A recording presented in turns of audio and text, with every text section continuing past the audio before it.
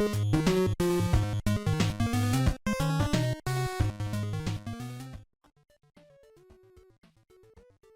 there! Welcome to the Passive Portfolio Podcast, an art podcast hosted by me, Samira, and my best friend / co-host West. West, if you would introduce yourself to the class. Of course. Hi, my name is West. I'm currently enrolled sophomore, studying biology with a minor in studio art, pursuing illustration. I am Samira. I am taking this communications course. I am a hobbyist / part-time business artist with focus on character work and having a good time. Yeah. And today's episode, we're gonna have a good time. Because today, we are discussing, for our final episode, I decided we have a bit of fun, a bit of sentiment, and look back at some of our best pieces, ones that truly define eras of our art, and what we'd like to emulate from them in the future. Now, I don't see any reason to linger. Let's just hop into it. This piece is, without a doubt, one of my favorites I've ever made. It's so good. Hands down. On a subjective level, on an objective level, on a you'll be in my heart level. Like, you know what I mean. Pretty image, pretty color level. So many levels. We're so many levels. I love the colors I chose. The reoccurring theme of this podcast is that I love color. I love colors. But seriously, I feel like this is some of my best coloring work. I feel like I balanced the warm tones of these jackets with the violent green background and deep blue roses, like, so well. It's so well all done. things considered. I mentioned this previously in a conversation, but you did this sort of unintentional blocking of the yellow and black of the jackets where they never touch one another, and it's absolutely incredible. Yeah, you mentioned that to me, and I was like, I didn't even do that intentionally, but it feels like something I would have done intentionally had I realized I was doing it, you know? Mm-hmm. I had not realized that till you pointed it out, which, just made me love it so much more. I was like, wow, you genius. You are so beyond us. I'm saying this in the mirror, like clutching my sink, like, you, beyond everybody you know. No. This is like the art I want to make. I think we discussed in one of the previous episodes experimenting with your art. I think the very first episode, experimental art, where we played around with some new things in the efforts of trying to find our art in all of the seas of different artistic inspirations and styles and everything. And this is the art I want to make. Of course there's improvements to be made. I'm not going to spend this entire episode just being like, I am perfect in every way. I'm going to spend most of the episode doing that, but not all of it. I just had a blast with this. I think I got across the personalities of these characters in my head really well, the dynamics they have among each other. It's just so makes me feel so good inside. I feel like I really won with this one. I made this piece back in December, I think right after I got back from Toronto. So pretty recent, but long enough time ago that I'm seeing it with fresh eyes. I think I mentioned this in a previous episode, but my art used to be very slow, and it still kind of is sometimes. But I made this piece over the course of about 2 months. I think I picked it up after about 2 months, and I just went and finished it. I finished this piece in around 8 hours, which for 6 figures around a table with a background and everything, that's crazy. I think I spent 8 hours on the commission piece I showed off in episode 2. This really showed me improvement I had made that I didn't even notice.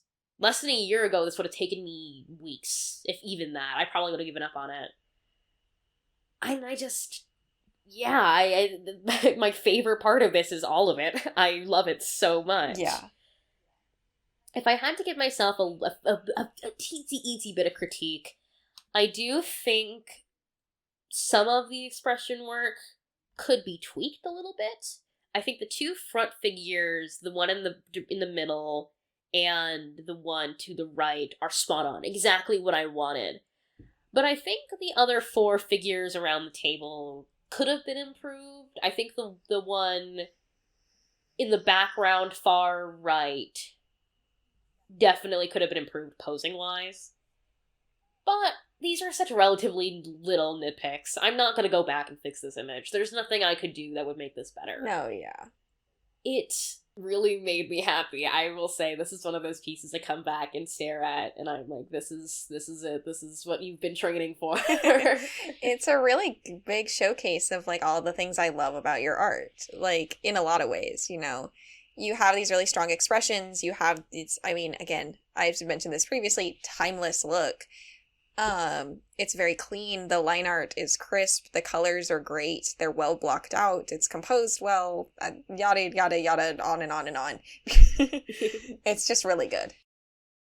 Thank you. Yeah, this is like one of my favorites ever. And speaking of favorites ever, I love the transition. I love this piece you've made so much. It's so deep in my heart.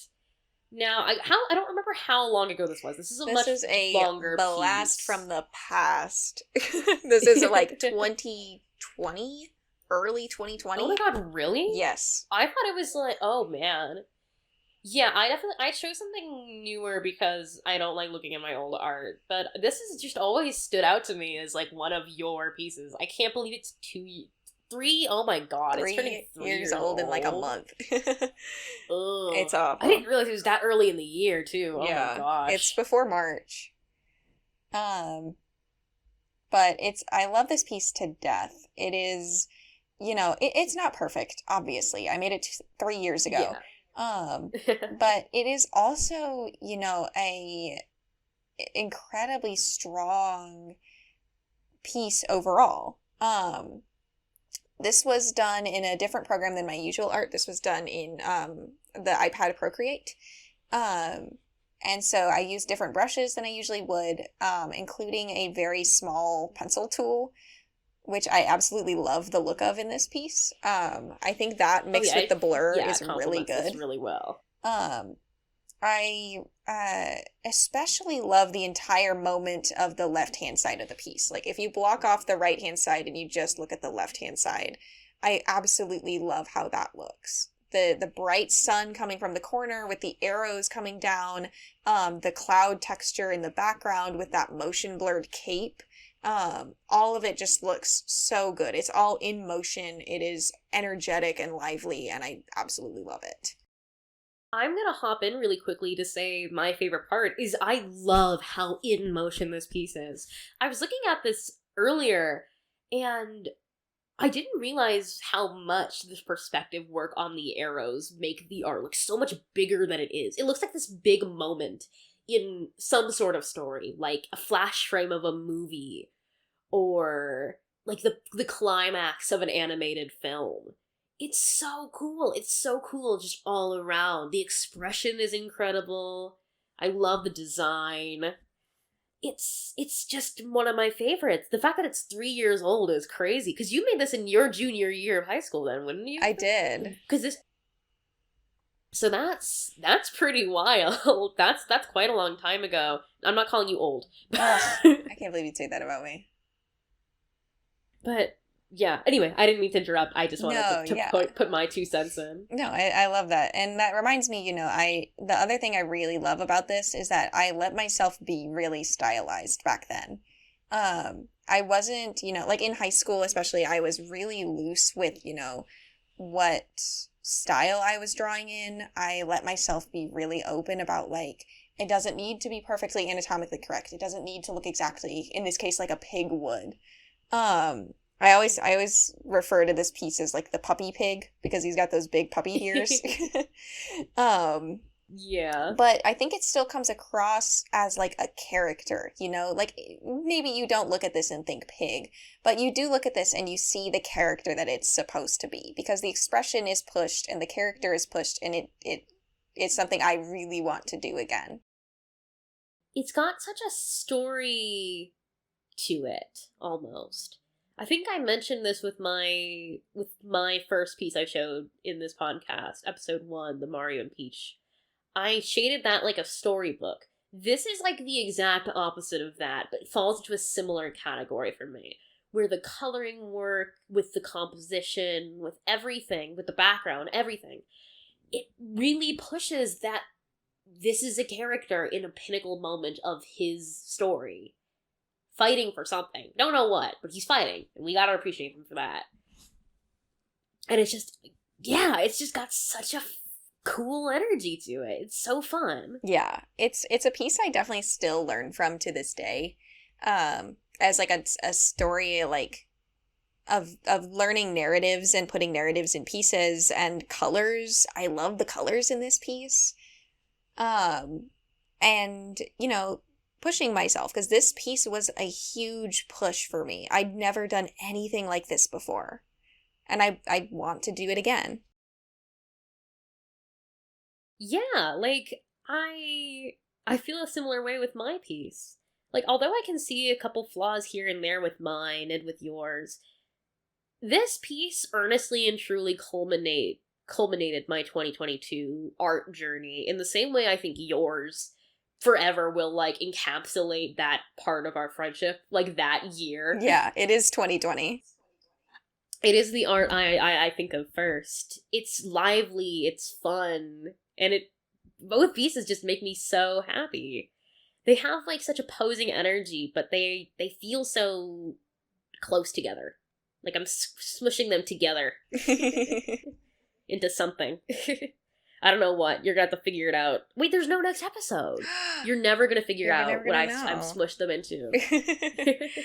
But yeah, like, there's definitely big things I could change about this piece to put it, like, like if I were to draw it in the modern day, I don't think it would be any worse, but I don't think it would be any, like, better either. I think it would be totally different. This is sort of like one of those pieces where I'm striving after that timeless look. And that is something I really want to have in more pieces in my life. And I want to learn to love making big pieces again. I definitely agree. I think both of these are such big pieces, both in our lives and as a whole. You can't help but like them. You can't help but be like, these are the pieces. These are the art. These are the art. These are the art. Ever. But yeah, and I just want to take a minute here because we're slowly running out of time. Again, thank you for anyone who has tuned in to this podcast, little bite-sized thing. Whether you are an artist yourself or you have no idea what we were talking about this entire time, you just nodded along, I really appreciate you for listening to it. And West, if you have anything to say, this would be a good time. Thank you for letting me come on and talk about my art. If you like the art you see, give me money. I'm kidding. Yeah, also give me money. Just hit me up on, like, Edsby or something. If you send it to our joint PayPal account, we'll split it 50-50. Yeah, come on. Come on. Shameless plug. I can't believe we haven't done a shameless plug this entire podcast. I can't think that's half of what podcasts do. Yeah. This episode is sponsored by viewers like you. Thumbs up. Thank you again for tuning into the Passive Portfolio podcast, and have a good night. Bye-bye. Bye-bye.